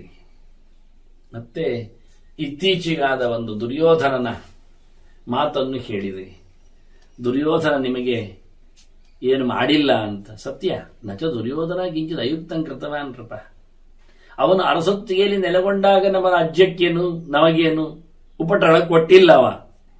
ನೀನು ಹೇಳಿದಾಗ ಅದನ್ನು ಒಪ್ಪಿಕೊಳ್ಳುತ್ತೇವೆ ಅಂತ ದುರ್ಯೋಧನನ ಬಗ್ಗೆ ಮಾತು ಹೇಳತ್ತಾ ಅವನ ಜೊತೆಯಲ್ಲಿ ಕರ್ಣ, ಶಕುನಿ ಎಲ್ಲ ಸೇರಿಕೊಂಡು, ಕರ್ಣ ಸೌಬಲಯೋಹ ಅಂತ ಶಬ್ದ ಅದನ್ನೇ ಉಲ್ಲೇಖ ಮಾಡ್ತಾನೆ. ಅಂದ್ರೆ ಗಾಂಧಾರಿಗೆ ಗೊತ್ತಾಗುವಾಗೇ ಹೇಳುತ್ತಾರೆ. ಇವರ ಜೊತೆಯಲ್ಲಿ ಸೇರಿಕೊಂಡಾದ ಆ ದೊಡ್ಡ ಅನಾಹುತ ಅದನ್ನು ನೀನು ಹೇಳಿದೆ, ಆಗಿ ಹೋಯಿತು. ಅದು ನನ್ನ ಅಪರಾಧದಿಂದ, ದುರ್ಬುದ್ಧಿಯ ಕೂಟ ವಂಚನೆಯ ನೆಲೆಯಲ್ಲಿ ಅಂತ ಹೇಳಿದೆ. ಅಲ್ಲ, 11-7-18 ಅಕ್ಷಯಣಿ ಸೈನ್ಯದ ನಾಶ ಆದದ್ದು ಇದು ಆಗಬೇಕಾಯಿತು ನೋಡಿವ. ಅದನ್ನು ಹಾರಿಸಿದ ಮಾತಿನಲ್ಲಿ ಚಂದವಾದ ಉತ್ತರ ಕೊಟ್ಟ ಧೃತರಾಷ್ಟ್ರನಿಗೆ. ಕೊನೆಗೂ ಒಳಗಿಂದ ನೋವು ಇರಬೇಕು ಅಂತ ಇದ್ರೆ ಅವ ಹೇಳಿಕೊಂಡದ್ದಕ್ಕೆ ಅದಲ್ಲ ಅಂತಾನೆ. ದೈವಂತತ್ವ ವಿಜಾನೀಮಃ, ಇದು ಒಬ್ಬ ಬ್ರಹ್ಮಬಂಧು ಬ್ರಾಹ್ಮಣ ಭಗವಂತನ ಎಚ್ಚರವುಳ್ಳವ ಹೇಳುವ ಮಾತಿದು. ಇದು ದೇವರ ಆಟ ಅಲ್ಲವ. ಮನುಷ್ಯ ಪ್ರಯತ್ನದಿಂದ ಏನಾದ್ರು ಮಾಡ್ಲಿಕ್ಕೆ ಬರುತ್ತಾ? ಇಲ್ಲಿ ಯಾರೆಲ್ಲ ಇರಲಿಲ್ಲ? ಭೀಷ್ಮ ಇರಲಿಲ್ಲವ, ದ್ರೋಣ ಇರಲಿಲ್ಲವ, ಕೃಪ ಇದ್ದ, ಹಾಗೆ ಅಲ್ಲಿ ದುಷ್ಟದ್ಯುಮ್ನ ಇವರೆಲ್ಲ ಇದ್ರಲ್ಲ. ಇವರೆಲ್ಲರಿಂದ ಆದದ್ದಲ್ಲ ಇದು. ಪಾಂಡವರು ಇದ್ರು. ಅದನ್ನ ದೇವರ ಆಟವನ್ನು ನಾವು ಬೇರೆ ಮಾಡಲಿಕ್ಕೆ ಆಗುವುದಿಲ್ಲ. ದೈವಂತತ್ವ ವಿಜಾನೀಮಃ ಯನ್ನ ಶಕ್ಯಂ ಪ್ರಬಾಧಿತು ಯದು ನ ಶಕ್ಯಂ ಪ್ರಬಾಧಿತು. ಅದನ್ನು ಅಳಿಸಲು, ಚೇಂಜ್ ಮಾಡಲು, ದೂರ ನಿಲ್ಲಲು ಆಗುವುದಿಲ್ಲ. ದೈವವನ್ನು ಅಳಿಯುವಂತೂ ಇಲ್ಲ. ಪುರುಷನ ಪ್ರಯತ್ನದಿಂದ ಆಗುವಂಥದ್ದೆಲ್ಲ ಆಗಿ ಹೋಯಿತು, ಆಗಿದೆ. ಇದಕ್ಕೆ ಬಹಳ ದೊಡ್ಡದಾದ ಕಾರಣ ಯಾರು ಅಂತ ಯಾರ ಮೇಲೂ ಕಾರಣ ಮಾಡದೆ ಇದು ದೇವರ ಆಟ, ಇದು ಅದೃಷ್ಟದ ಕತೆ ಎನ್ನುವುದಷ್ಟೇ ನಾವು ಇದನ್ನು ಸುಮಾರು ಸರ್ತಿ ಹೇಳುತ್ತಾನೆ. ದೈವದ ನೆಲೆಯಲ್ಲಿ ನಡೆದ ಘಟನೆಯಲ್ಲಿ ಮನುಷ್ಯನು ಏನೂ ಅಲ್ಲ ಎನ್ನುವುದನ್ನು ಮನದಟ್ಟಾಗುವಂತೆ ಮಸ್ತು ಮಾತಿನಿಂದ ಈ ಬ್ರಾಹ್ಮಣ ಹೇಳುತ್ತಾನೆ. ಮತ್ತೆ ನೋಡು, ರಾಜರು ಸಾಯಲೇಬೇಕಲ್ಲ, ಅವಶ್ಯಮೇವ ಸಂಗ್ರಾಮೇ ಮರ್ತವ್ಯಂ ಕ್ಷತ್ರಬಂಧುನ. ಕ್ಷತ್ರಿಯನಾದವ ಎಲ್ಲಿ ಸಾಯಲಿಕ್ಕೆ? ಇದನ್ನು ದುರ್ಯೋಧನನ್ನು ಹೇಳಿದ್ದ. ಸಾಯುವುದಿದ್ದರೆ ರಣಾಂಗಣದಲ್ಲಿ ಹೋರಾಡಿ ಸಾಯಬೇಕು, ಹಿಂದೆ ಬಂದಲ್ಲ ರೋಗದಿಂದ ಮನೆಯಲ್ಲಿ ಕೊನೆ ಹೊತ್ತಿನಲ್ಲಿ ಸಾಯುವಂಥದ್ದಲ್ಲ. ಕ್ಷತ್ರಿಯನಿಗೆ ಹೋರಾಟವೇ ಪ್ರಧಾನ ಅಂತ. ಆದ್ರೆ ಇವ ತಪ್ಪು ಆಯ್ಕೆ ಮಾಡಿಕೊಂಡ, ತಪ್ಪಾಗಿ ನಡೆದ, ಅನ್ಯಾಯದ ಅಧರ್ಮದ ವಿರುದ್ಧ ಆಗಲಿಲ್ಲ, ಸ್ವಯಂ ಅನ್ಯಾಯ ಅಧರ್ಮ ಮಾಡಿಕೊಂಡೇ ಹೋರಾಟ ಮಾಡಿದ, ಅದು ತಪ್ಪು. ಅದನ್ನು ಸಾಯಬೇಕಾದವರು ಕ್ಷತ್ರಿಯರು ಹೇಗೂ ಹೋರಾಟದಲ್ಲಿ, ಆದ್ರಿಂದ ಹೋರಾಟದಲ್ಲಿ ಸತ್ರು. ನಿನ್ನ ಮಗನಿಗೂ ಎಲ್ಲರಿಗೂ ವೀರಲೋಕ ಪ್ರಾಪ್ತಿ ಆಗಿದೆ ಅವರು ಹೇಳುವುದು. ಅದರಿಂದ ಇದರಿಂದ ಯಾವುದೇ ರೀತಿಯಾದ ಸಂಕಟ, ತಪ್ಪು, ಹೊಣೆಗಾರಿಕೆಯನ್ನು ಹೇಳಬೇಡ. ಮತ್ತೀಗ ನಿನಗೆ ವೇದವ್ಯಾಸರ ಅಪ್ಪ ಹೇಳಿದ್ದಾರೆ ಅಂತ ಹೇಳಿದೆ, ಅದು ಸರಿಯೇ, ಅದೇ ಮಾಡು. ನೋಡಿ, ಅರಂಜಿ ಕೊಟ್ಟು ಬಿಟ್ರು, ಮಾತಾಡ್ತಾ ಹೇಳಿಯೇ ಬಿಟ್ಟ. ಯಥಾ ಬ್ರವೀತಿ ಧರ್ಮಾತ್ಮ ಮುನಿ ಸತ್ಯವತೀ ಸುತಃ ತಥಾ ಕುರು ಮಹಾರಾಜ ಸಹಿನಃ ಪರಮೋರು. ನಮಗೆ ವೇದವ್ಯಾಸರು ಪರಮ ಮಾನ್ಯರು ಅಂತ ಹೇಳಿಬಿಟ್ಟ. ಆ ಕಾಲದಲ್ಲಿ ಎಲ್ಲರ ವಾದ ಅಂತ ಹೇಳಿಕೊಂಡು ಮಾತಾಡಿದ ಒಬ್ಬ ಅರಿತವ ಹೇಳುತ್ತಾನೆ, ಸಹಿನಃ ಪರಮೋ ಗುರು. ನಮಗೆ ವೇದವ್ಯಾಸರು ಉಚ್ಚವಾದ ದೊಡ್ಡದಾದ ಗುರುಗಳು, ಪರಮ ಗುರುಗಳು ಅಂತ. ಆಯ್ತಾ? ನೋಡಿ ಎಷ್ಟು ದೊಡ್ಡದು. ಮಹಾಭಾರತ ಘೋಷಣೆ ಮಾಡುತ್ತಾ ಇದೆ ವೇದವ್ಯಾಸರನ್ನು ಪರಮ ಗುರುಗಳನ್ನಾಗಿ. ಅದನ್ನು ಅವ್ರು ಹೇಳಿದ್ದನ್ನು ಯಾವತ್ತೂ ನಾವು ಮತ್ತೆ ವಿಮರ್ಶೆ ಮಾಡಲಿಕ್ಕಿಲ್ಲ. ಈಗ ಧರ್ಮರಾಜ ಹೋಗ್ಲಿಕ್ಕೆ ಅನುಮತಿ ಕೊಡು, ಧೃತರಾಷ್ಟ್ರ ಹೋಗ್ಲಿಕ್ಕೆ ಅನುಮತಿ ಕೊಡು ಕೇಳಿದ್ರೆ ವ್ಯಾಸರು ಹೇಳಿದ್ದಾರೆ, ಧರ್ಮರಾಜ ಒಪ್ಪಿದ್ದಾನೆ, ಹೋಗ್ಲಿಕ್ಕೆ ಬಿಡಿ. ಅಲ್ಲ ಹೋಗ್ಲಿ, ಇನ್ನು ನಮ್ಮ ಹತ್ರ ಕೇಳಲಿಕ್ಕೆ ಏನುಂಟು ಹೇಳುವ ಹಾಗೆ ವೇದವ್ಯಾಸರು ಹೇಳಿದ್ರ ಅವ್ರು ಸಮ್ಮಿ ಇಲ್ಲ. ಯಥಾ ಬ್ರವೀತಿ ಧರ್ಮಾತ್ಮ, ಅವರು ಮುಖ್ಯವಾಗಿ ಧರ್ಮದ ಪೀಠದಲ್ಲಿ ಇರುವವರು. ಅವರ ಅಧರ್ಮವನ್ನು ಅನ್ಯಾಯವನ್ನು ಹೇಳುವುದಿಲ್ಲ. ಮತ್ತೆ ಅವರು ಮುನಿಹಿ, ಯೋಚನೆ ಮಾಡಿ ಹೇಳುತ್ತಾರೆ, ಅರಿತು ಹೇಳುತ್ತಾರೆ. ಮತ್ತೆ ಅವರು ಸತ್ಯವತಿ ಸುತ, ನಮ್ಮ ಹಿರಿಯರ ಮಗನೇ ಅಲ್ವಾ, ಇಲ್ಲೇ ಬಂದದ್ದಲ್ಲ. ಸಂತನ ಭಾರ್ಯ ಸತ್ಯವತಿ ಇದ್ದಾಳಲ್ಲ, ಅವಳ ಮೊದಲ ಮಗ ಅವನು ಬಂದಿದ್ದಾನೆ. ಅದು ನಾನು ಇಲ್ಲಿದ್ದವನೇ ಮಗ ಆದ್ರಿಂದ ಅವನಿಗೆ ಏನಾಗ್ಬೇಕು, ಯಾರಾಗ್ಬೇಕು, ನಿನ್ನದೇ ಅಪ್ಪ, ಪರಂಪರೆಯ ಮಗ ನಮಗೆ. ಅದನ್ನ ವ್ಯಾಸರು ಏನು ಹೇಳಿದ್ದಾರೆ ಅದು ನಮಗೆಲ್ಲರಿಗೂ ಮಾನ್ಯವೇ. ಆದ್ರೆ ನೀನು ಹೋಗ್ಬೇಕು. ಯಾಕಂದ್ರೆ ಅವ್ರು ಗೊತ್ತಿಲ್ಲದೆ ಹೇಳುವುದಿಲ್ಲ. ನಿನ್ನೇನು ಹೇಳಲಿಲ್ಲ, ಈಗ ಇನ್ನು ಮುಂದೆ ಆಗೋದು ವಿಷಯ. ವ್ಯಾಸಾಶ್ರಮದಲ್ಲಿ ಅವನಿಗೆ ಪ್ರವೇಶ ಅಂತ. ಆದ್ರೆ ಇಲ್ಲಿ ಹೇಳಲಿಕ್ಕೇನು ಹೋಗಿಲ್ಲ ವ್ಯಾಸರು. ಹೋಗ್ಲಿಕ್ಕೆ ಬಿಡು, ಹೇಳಿಬಿಟ್ರು ಅಷ್ಟೇ. ಇವನು ಅದನ್ನು ಹೇಳಲಿಕ್ಕೆ ಹೋಗುದಿಲ್ಲ, ವ್ಯಾಸರು ಹೇಳಿದ್ದನ್ನು ಮಾಡಿಕೊ. ಮತ್ತೆ ಧರ್ಮರಾಜನ ಬಗ್ಗೆ ಮಾತು ಹೇಳಿದಿ, ಇವನನ್ನು ಹೆಚ್ಚು ಕಡಿಮೆಯಲ್ಲಿ ಎಲ್ಲ ನೀವು ಬೆಂಬಲಿಸಿರಿ ಹಾಗೆಲ್ಲ ಅಂತ. ಅವನ ಬಗ್ಗೆ ಮಾತಾಡ್ಲಿಕ್ಕೆ ಇಲ್ಲ ಅಂತ ಹೇಳಿಬಿಟ್ರು. ಬಹಳ ಚೆನ್ನಾಗಿ ಹೇಳ್ತಾರೆ. ಈ ಪರಂಪರೆ ಶಂತನುವಿನಿಂದ ಬಂದಿದೆ.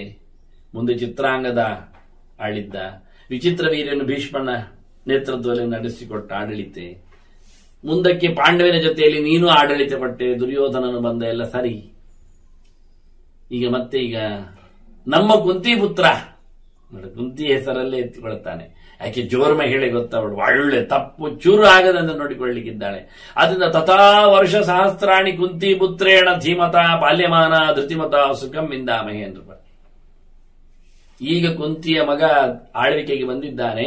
ಸಾವಿರಾರು ವರ್ಷಗಳ ಕಾಲ ನಮ್ಮನ್ನಾತ ನೋಡಿಕೊಳ್ಳುತ್ತಾನೆ, ಚೆನ್ನಾಗಿ ನೋಡಿಕೊಳ್ಳುತ್ತಾನೆ. ನಾವು ತುಂಬಾ ಆನಂದದಲ್ಲಿ ಬದುಕ್ತೇವೆ ಅಂತ ಹೇಳಿಬಿಟ್ಟ. ಮುಗೀತಾ? ಧರ್ಮರಾಜನ ಆಡಳಿತದ ಬಗ್ಗೆ ಇವನ ನಾಲಿಗೆ ಎಷ್ಟು ಉದ್ದ ಇತ್ತು ಹೇಳಿದ್ರೆ, ಸಾವಿರಗಟ್ಟಲೆ ವರ್ಷ, ತಥಾ ವರ್ಷ ಸಹಸ್ರಾಣಿ ಅಂತ. ಏನೋ ತಪ್ಪು ತಪ್ಪು ಅರ್ಥಗಳಲ್ಲಿ ಕೆಲವೆಲ್ಲ ಇದನ್ನೆಲ್ಲ ಕೂಡಿಸ್ಲಿಕ್ಕೆ ನೋಡ್ತಾರೆ. ಇಡೀ ಪರಂಪರೆದಲ್ಲ ಇಟ್ಟುಕೊಂಡು ಹೇಳಿದವ ಸಾವಿರಾರು ವರ್ಷಗಳ ಕಾಲ. ಏನಿಲ್ಲಪ್ಪ, ಪ್ರತ್ಯೇಕ ಹೇಳಿದ್ ನೋಡಿ ಇಲ್ಲಿ, ತಥಾ ವರ್ಷ ಸಹಸ್ರಾಣಿ ಕುಂತಿ ಪುತ್ರೇಣ ಧೀಮತ ಬಾಲ್ಯಮಾನ. ಒಳ್ಳೆಯ ಯೋಚನೆ ಮಾಡಿಕೊಂಡು ಧರ್ಮರಾಜ ಇನ್ನು ಸಾವಿರಾರು ವರ್ಷಗಳ ಕಾಲ ರಾಜ್ಯಭಾರ ಮಾಡ್ತಾನೆ. ನಾವು ಆರಾಮಾಗಿ ಬದುಕ್ತೇವೆ. ಇಷ್ಟು ತೊಂದರೆಗಳನ್ನು ದೂರ ಮಾಡಿಕೊಂಡು ನಿರೀಕ್ಷೆ ಮಾಡಿದ ಪ್ರಜಾವರ್ಗ. ಅಂದ್ರೆ ಆ ಕಾಲದಲ್ಲಿ ಸಾವಿರಾರು ವರ್ಷಗಳ ಕಾಲ ಬದುಕುವುದು ಇತ್ತು ಎನ್ನುವುದು ಅರ್ಥ ಆಗತ್ತೆ. ಅದರಿಂದ ಭೀಷ್ಮ, ಬಾಲ್ಯಕ ಇವರೆಲ್ಲ ಹಳೆಯ ತಲೆಯವರನ್ನು ನಾವು ನೋಡಿದ್ದು. ವಿರಾಟ, ದೃಪದ, ಈಗ ಇಲ್ಲಿ ಮಾತ್ರ ಅಲ್ಲ, ಅತ್ತ ವಿರಾಟನು ಅದೊಂದು ಬೇರೆ ಸ್ಥಾನ ಅಲ್ವಾ. ದೃಪದ ಪಾಂಚಾಲದಲ್ಲಿ, ಈಗ ಅನೇಕ ಜಾಗಗಳಲ್ಲಿ ಅನೇಕರು. ಇನ್ನು ಪರಶುರಾಮನನ್ನು ಕೇಳಲೇಬೇಕಾಗಿಲ್ಲ, ನಾನು ಯುಗಾಂತರವರ್ತಿ ಇಲ್ಲಿ ಬಂದಿದ್ದಾನೆ. ಇನ್ನು ಅಂಬೆ, ಎಷ್ಟು ಸಮಯದಿಂದ ಅಂಬೆ ಹೋಗಿ ಶಿಖಂಡಿ ಆಗಿ ನೋಡಿ ಎಷ್ಟೆಲ್ಲ ಉದ್ದ ಆಗಿದೆ ಅಂತ, ಎಷ್ಟು ಸಮಯದ ಹಿಂದಿನವರೆಲ್ಲ. ಹಾಗಾಗಿ ಇವೆಲ್ಲ ಸಾವಿರಾರು ವರ್ಷದ ಇತಿಹಾಸವನ್ನು ಅದಕ್ಕೆ ವೃದ್ಧ ಅಂದದ್ದು. ಇವನು ಪ್ರಾಯಶಃ, ನಾನು ಅದಕ್ಕೆ ಹೇಳಿದೆ ಧೃತರಾಷ್ಟ್ರನ ಕಾಲದವ ಅಲ್ಲ ಅಂತ. ಅಷ್ಟೇ ಅಲ್ಲದೆ ಭೀಷ್ಮರ ಕಾಲದವ ಇರಬೇಕು ಅಂತ. ಇವನು ಇನ್ನು ಹಿಂದೋಗಿದ್ದಾನೆ ಮಾತಾಡುವಾಗ. ಅವನಾದ್ರೆ, ಧೃತರಾಷ್ಟ್ರ ಆದ್ರೆ ಅವನಿಗೆ ಗೊತ್ತಿರುವುದು ಚಿತ್ರಾಂಗದ ವಿಚಿತ್ರ ವೀರ್ಯರ ಸೌಂಡ್ ಅಲ್ಲಿ ಮಾತ್ರ. ಇವ ಶಂತನುವಿನನ್ನು ತಗೊಂಡ, ಶಂತನು ಮಾತ್ರ ಅಲ್ಲ, ಮುಂದೆ ಹೇಳ್ತಾನೆ ಕುರು ಸಂವರ್ಣ ಭರತನನ್ನೆಲ್ಲ ಮಾತಾಡಿಸ್ತಾನೆ ಇವ ಮುದುಕ ವೃದ್ಧ. ಅವನಿಗೆ ಹಳೆಯ ಇತಿಹಾಸಗಳು ಗೊತ್ತು, ಹಳೆಯವರು ಗೊತ್ತು. ಆದ್ರೆ ಇವನು ಸಾವಿರಾರು ವರ್ಷ ಬದುಕಿದವನೇ ಇರಬೇಕು. ಅವನನ್ನೇ ಚಾಯ್ಸ್ ಮಾಡೋದಕ್ಕೆ ಅವರು ಹೇಳಿದ್ದು. ವೃದ್ಧ ಅಂದ್ರೆ ವಯೋವೃದ್ಧ ಅಷ್ಟೇ ಹೊರತು ನಮ್ಮಾಗಿ ಮುದುಕ ಅಂದ್ರೆ ಹೇಳಲಿಕ್ಕೆ ಕೂಡದವೆಲ್ಲ ಅರ್ಥ ಅಲ್ಲ. ಪ್ರಜೆಗಳು ನೀನ್ ಗೊತ್ತಲ್ಲ ಮಾರಾಯ, ನಿನ್ಗೆ 7-8 ತಲೆಮಾರೆಲ್ಲ ಗೊತ್ತಿಲ್ಲ, ಇದು ನೀ ಮಾತಾಡುದು ಹಾಗೆ. ಹಳೆಯ ರಾಜರೆಲ್ಲ ಚರಿತ್ರೆ ಗೊತ್ತು ನಿನಗೆ. ಭೀಷ್ಮ ಗೊತ್ತು, ಅದಕ್ಕಿಂತ ಹಿಂದೆ ಶಂತನು ಗೊತ್ತು, ಅದಕ್ಕಿಂತ ಹಿಂದೆ ಕುರು ಸಂವರ್ಣ ಭರತರ ವಂಶದ ಚರಿತೆ ಎಲ್ಲ ನಿನಗೆ ಗೊತ್ತು, ಈ ಪೌರವ ವಂಶ. ಹಾಗಾಗಿ ಇದನ್ನೆಲ್ಲ ಇಟ್ಟುಕೊಂಡು ಹೇಳ್ತಾನೆ, ನನಗೆ ಸಾವಿರಾರು ವರ್ಷಗಳ ಧರ್ಮರಾಜರ ಆಳ್ವಿಕೆ ಬೇಕು. ಆಗ್ತದೆ. ಧರ್ಮರಾಜ ಓಡಿದ್ದು ನಮಗೊತ್ತು, ಇನ್ನು ಮುಂದೆ ನಾವು ಕೇಳುತ್ತೇವೆ ಕತೆ. ಕೃಷ್ಣ ಓಡಿದ್ದಕ್ಕೆ. ಕೃಷ್ಣ ಯಾಕೆ ಓಡಿದ್ದ ಅಂದ್ರೆ ಕೆಲಸ ಆಯ್ತಲ್ಲ ಅಂತ ಹೋದ. ಅವನು ಕೇವಲ ಹೇಳಿದ್ದೇನು, ಯದಾ ಯದಾ ಹಿ ಧರ್ಮಸ್ಯ ಜ್ಞಾನೇ ಭವತಿ ಭಾರತ ಅಭ್ಯುತ್ಥಾನಂ ಧರ್ಮಸ್ಯ ಆತ್ಮಾನಂ ಸೃಜಾಮ್ಯಹಂ ಅಂತ ಅಷ್ಟೇ. ಧರ್ಮ ಜ್ಞಾನಿಯಾದಾಗ, ಅಧರ್ಮ ಮೆರೆದಾಗ ಅದನ್ನು ತುಂಡರಿಸಿ ಮತ್ತೆ ಧರ್ಮ ಸ್ಥಾಪನೆ ಮಾಡೋದು ನನ್ನ ಕೆಲಸ, ಬರ್ತೇನೆ ಬಂದ, ಆಯ್ತು ಹೋದ. ಧರ್ಮರಾಜನ ಗುಳ್ಳಿರಿಸಿದ, ಹೋದ. ಇದು ಧರ್ಮರಾಜ ಏನು ಮಾಡಿದ, ಕೃಷ್ಣ ಇಲ್ಲದಿದ್ರೆ ನಾನಿಲ್ಲ ಅಂತ ಅವನು ಓಡಿದ. ಇದು ಅವನದ್ದು ತಪ್ಪು. ಧರ್ಮ ಪ್ರತಿಷ್ಠೆ ಆದ ನಂತರ ಕೃಷ್ಣನಲ್ಲಿ ಕೇಳಬೇಕಿತ್ತು, ಅಥವಾ ಕೃಷ್ಣ ಗಟ್ಟಿ ಕುತ್ಕೊಳಿಸಬೇಕಿತ್ತೇನೋ, ಹೊರಟೋದ. ಅಂದ್ರೆ ದೇವತೆಗಳೆಲ್ಲ ಹೆಚ್ಚು ಸಮಯ ಈ ಪ್ರಜೆಗಳ ಜೊತೆಯಲ್ಲಿ ಇರುವುದಿಲ್ಲ. ಆದ್ರಿಂದ ಕೃಷ್ಣ ಓಡಿದ ತಕ್ಷಣ ಇವರು ಓಡಿದ್ದದಕ್ಕೋಸ್ಕರ ಅದಿರಲಿ. ಆದ್ರೆ ಜನರ ನಿರೀಕ್ಷೆ ಏನಿತ್ತು ಕೇಳಿದ್ರೆ, ಸಾವಿರಾರು ವರ್ಷಗಳ ಕಾಲ ಧರ್ಮರಾಜನ ಆಳ್ವಿಕೆ ಇದೆ, ಇನ್ಯಾವುದೇ ತೊಂದರೆ ಇಲ್ಲ, ಅದ್ಭುತವಾಗಿರುತ್ತದೆ. ಆದ್ರಿಂದ ಧೃತರಾಷ್ಟ್ರನ ಹೇಳುತ್ತಾರೆ, ಧೃತರಾಷ್ಟ್ರನಿಗೆ ಗೊತ್ತಿಲ್ಲ ನೋಡಿ. ಧೃತರಾಷ್ಟ್ರಕ್ಕೆ ಆಡಿ ಹೋದ ತಕ್ಷಣ ಅವನು ಹೋಗ್ತಾನೆ ಇನ್ನು ಸ್ವಲ್ಪ ಸಮಯದಲ್ಲಿ. ಮತ್ತೆ ನೋಡುವ ನಾವೇಶ್ವರ ಧೃತರಾಷ್ಟ್ರ ಅವನೇ ವಾಸ ಅಗ್ರೋದ್ ವತ್ಸರ ತ್ರಯಂ ಅಂತಾರೆ, 3 ವರ್ಷ ಇದ್ದ ಅಂತ ಬಿಡಿ ಕತೆ. ಅವನಿಗೆ ಆದ್ರಿಂದ ಅದರ ಆಚೆಗೆ ಕತೆ ಗೊತ್ತಿಲ್ಲ. ಮತ್ತೆ ಧರ್ಮರಾಜ ಇದ್ದದ್ದು ಖಾಲಿ 18 ವರ್ಷ ಅಂತ ಅವನಿಗೇನು ಗೊತ್ತು. ಅವನು ಇವರು ಮಾತು ಕೇಳಿ ಸಾವಿರಾರು ವರ್ಷಗಳ ಕಾಲ ಧರ್ಮರಾಜನ ಆಳ್ವಿಕೆ ಇದೆ ಅಂತ ಕಣ್ಮುಚ್ಚಿದವ. ಎಂತ ಅದ್ಭುತ ನೋಡಿ. ಆದ್ರೆ ಪಾಂಡವರು ಓಡಿತ್ತು ಎಲ್ಲ ಹಾಗೆ. ಆಚಾರ್ಯ ಮಧ್ವರು ಓಡಿದ ಹಾಗೆ ಹೇಗೆ ಸಿಗದೆ. ಆದ್ರೂ ಅವರು 36,000 ವರ್ಷಗಳ ಕಾಲ ಇದ್ದಾರೆ. ಆಚಾರ್ಯ ಮಧ್ವರು 36,000 ವರ್ಷಗಳ ಕಾಲ ಇದ್ದಾರೆ. ಇನ್ನೀಗ ಎಷ್ಟು 400-700 ವರ್ಷ ಆಗ್ತಾ ಬಂದದ್ದಷ್ಟೇ. ಹಾಗೆ ಆಚಾರ್ಯ ಮಧ್ವರಂತೆ ಪಾಂಡವರು ಸಹ ಇಲ್ಲಿಂದ ತೆರಳಿದ್ದಾರೆ. ಆದರೆ ಜನರ ನಿರೀಕ್ಷೆ ಇತ್ತು, ಸಾವಿರಾರು ವರ್ಷಗಳ ಕಾಲ ಕುಂತಿಯ ಮಗನಾಗಿ ಧರ್ಮರಾಜನಾಗಿ ನಮ್ಮನ್ನು ನೋಡಿಕೊಳ್ಳುತ್ತಾನೆ ಗಟ್ಟಿಗನಾಗಿ ಅಂತ. ಏನು ಚಂದವ, ಅವನ ಬಗ್ಗೆ ಬಹಳಷ್ಟು ಮಾತುಗಳಿವೆ, ನಾನು ಮುಂದಕ್ಕೆ ಹೇಳುತ್ತೇನೆ. ಈಗ ಒಂದು 2 ಮಾತು ಹೇಳ್ತೇನೆ. ದೀರ್ಘದರ್ಶಿ, ಮೃದು, ದಾಂತಹ, ಎಷ್ಟು ಚೆನ್ನಾಗಿದ್ದಾನೆ ಕೇಳಿದ್ರೆ ಅವನು ಮುಂದೆ ಏನಾಗತ್ತೆ ಅಂತ ಮೊದಲೇ ತಿಳ್ಕೊಂಡಿರ್ತಾನೆ ಅಂತ. ಅದು ರಾಜರಿಗೆ ಇರಬೇಕಾದ್ದು. ನಮ್ಮ ಬಜೆಟ್ಗಳೆಲ್ಲ ಪ್ಲಾನ್ಡ್ ಆಗಿ ಬರುತ್ತದಲ್ಲ, ಅದು 8-10 ವರ್ಷವನ್ನು ಇಟ್ಟುಕೊಂಡು ಬರುತ್ತಲ್ಲ, ಅದರಂತೆ ಧರ್ಮರಾಜನ ಆಡಳಿತದಲ್ಲಿ ಒಂದು ವಿಶೇಷ ಏನು ಕೇಳಿದ್ರೆ, ಅವನು ಈಗಕ್ಕೆ ಏನೇನು ಅಂತ ಮಾತ್ರ ನೋಡುವುದಲ್ಲ, ಎಷ್ಟೋ ಸಮಯದ ಆಚೆಗೆ ಸಂಗತಿಗಳ ಬಗ್ಗೆ ಪರಿಕಿಸ್ತಾನೆ. ಅದು ನಮಗೆ ಬೇಕಾದ್ದು. ಅದರೊಟ್ಟಿಗೆ ತುಂಬಾ ಮೃದು ಸ್ವಭಾವ, ತೀಕ್ಷ್ಣ ಇಲ್ಲ, ಕಠೋರ ಇಲ್ಲ, ಹಾರ್ಷ್ ಇಲ್ಲ, ಉಗ್ರ ಇಲ್ಲ, ಅತ್ಯಂತ ಸೌಮ್ಯವಾದಂತಹ ಸ್ವಭಾವವನದ್ದು. ಮತ್ತೆ ಯಾವುದೋ ದುಶ್ಚಟಗಳಿಗೋ ಇನ್ಯಾವುದೋ ಚೇಷ್ಟೆಗಳಿಗೋ ಆ ಹಠಗಳಿಗೋ ಬಲಿಯಾದವನಲ್ಲ. ತನ್ನ ಇಂದ್ರಿಯಗಳ ಮೇಲೆ ತನಗೆ ಒಳ್ಳೆ ಪ್ರಭುತ್ವ ಇದೆ. ಅದರೊಟ್ಟಿಗೆ ಅವನ ಪಕ್ಕದಲ್ಲಿರುವವರೆಲ್ಲ ಕೇಳಲಿಕ್ಕೇ ಇಲ್ಲ. ನಾವು ಅಕ್ಷುದ್ರ ಸಚಿವ ಅಂತಾನೆ. ಆಗಲೇ ಧೃತರಾಷ್ಟ್ರ ಹೇಳಿದ್ದ, 4 ಜನ ಸಚಿವರು, 4 ತಮ್ಮಂದಿರು ಅಂದ್ರೆ ಮುಗಿದೋಯ್ತು. ಬ್ರಹ್ಮನಂತೆ ಧರ್ಮರಾಜ ಇಡೀ ಬ್ರಹ್ಮಾಂಡವನ್ನು ಆಳುವ ಯೋಗ್ಯತೆ ಉಳ್ಳವನಾಗ್ತಾನೆ, ಲೋಕಪಾಲರಂತವರಿದ್ದಾರೆ ಅಂತ ಇದನ್ನು ಉಲ್ಲೇಖ ಮಾಡ್ತಾನೆ. ಮುದುಕೆ ಹೇಳುತ್ತಾನೆ, ಅಕ್ಷುದ್ರ ಸಚಿವ ಅಂತ. ಇವನ ಯಾರೂ ಹತ್ತಿರದಲ್ಲಿ ಇರುವವರು ಕೆಟ್ಟವರಿಲ್ಲ ಅಂತ. ಸಾಮಾನ್ಯ ಆಗುವುದಾಗಿ ರಾಜ ಒಳ್ಳೆಯವನಿರ್ತಾನೆ, ಮಂತ್ರಿ ಮಾಗದರೆಲ್ಲ ಸರಿ ಇರುವುದಿಲ್ಲ. ಇದರಿಂದಾಗಿ ರಾಜ ಬಿದ್ದು ಹೋಗ್ತಾನೆ. ನೋಡಿ ದಶರಥ ಎಷ್ಟು ಚೆನ್ನಾಗಿದ್ದ, ಆದ್ರೆ ಕೈಕೇಯಿ ರಥಕ್ಕೆ ಮಂತ್ರೆಯಿಂದ ಹೋದ, ಹಾಳಾಗಿ ಹೋದ. ಅದರಂತೆ ಒಳ್ಳೆಯವನಾದ್ರೂ ಸಹ ಸಹಜವಾಗಿ ಕೆಟ್ಟವರ ಜೊತೆ ಇದ್ಲಿಕ್ಕೆ ಹೋಗಿ ಕೆಟ್ಟದಾಗಿಯೇ ಮತ್ತೆ ಮುಂದುವರಿದು ಹೊರಗೆ ಹೋದ. ಇದೆಲ್ಲ ವ್ಯವಸ್ಥೆಗಳು, ಒಟ್ಟು ಸೇರಿದವರ ಜೊತೆಯಲ್ಲಿ ಆಗತಕ್ಕಂತಹ ಪರಿಣಾಮಗಳು. ಮಂತ್ರಿಗಳ ಕಾರ್ತವೀರ್ಯನ ಮಂತ್ರಿ ನಮ್ಮ ದನ ನಮಗಿರ್ಲಿ ಜಮದಗ್ನಿ ಅಂತ ಹೇಳಿಕೊಂಡ. ಕಾರ್ತವೀರ್ಯ ಕೇಳಲಿಲ್ಲ ಮೊದಲಿಗೆ. ಇಲ್ಲ ಋಷಿಗಳದ್ದೆಲ್ಲ ನಮಗೆ ಎಂತ ಕಮ್ಮಿ ಆಗಿದೆ ಅಂದ. ಮಂತ್ರಿಯ ಪ್ರೇರಣೆ ಮಾತ್ರ ಅಲ್ಲ, ಮಂತ್ರಿಯೇ ಸಹಜವಾಗಿ ಜನರನ್ನು ಕಳಿಸಿ ಎಳಿಲಿಕ್ಕೆ ಗಲಾಟೆ ಮಾಡಿದ.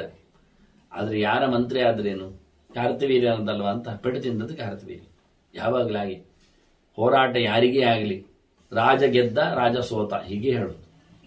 ಅದು ಸೇನಾಪತಿ ಇರಲಿ ಯಾರೇ ಹೋಗಿರ್ಲಿ. ಈಗ ಭೀಷ್ಮ ಸೇನಾಪತಿಯಲ್ಲಿ ಭೀಷ್ಮ ಸೋತರು, ಕೌರವರ ಪಕ್ಷಕ್ಕೆ ಸೋಲು ಬಂತು ಹಾಗೆ ಹೇಳುದು.